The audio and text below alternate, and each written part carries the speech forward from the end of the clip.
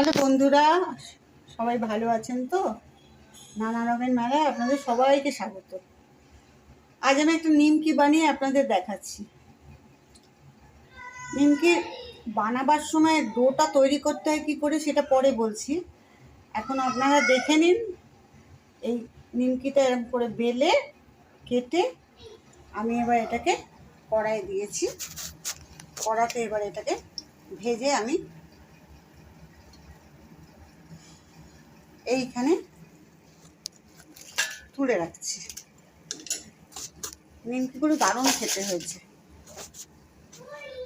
খুব টেস্টি। নিমকি বানাতে গেলে প্রথমে একটু ময়দাতে জোয়ান দিতে হবে। 2 কাপ মতো ময়দা নিতে হবে।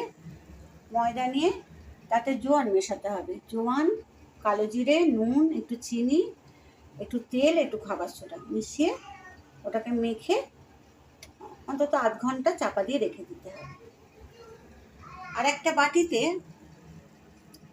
একটু সাদা তেল নিয়ে সেই সাদা তেলের মধ্যে একটু কর্নফ্লাওয়ার মিশিয়ে একটু ঘন করে বাটিতে রেখে দিতে হবে। এবারে যেটা মেখে রেখেছিলাম ডোটা, ওটা একটু ময়দা ছড়িয়ে মাখতে হবে, বেলতে হবে। দুটো লেচি করতে হবে। প্রথমে একটা লেচি রুটির মতো বেলে নিয়ে রেখে দিয়ে আর একটা লেচি রুটির মতো বেলে নিতে হবে। তারপর একটা লেচির ওপরে ওই যে মেখে রেখেছিলাম তেল আর কর্নফ্লাওয়ার, ওটা ভালো করে উপরে ছড়িয়ে দিতে হবে।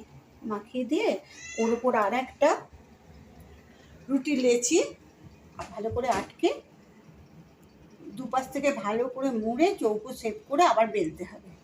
বেলে এই যে আমি বেলেছি দেখুন, এরকম করে করে পিস পিস কেটে ভাজতে হবে তেলেতে।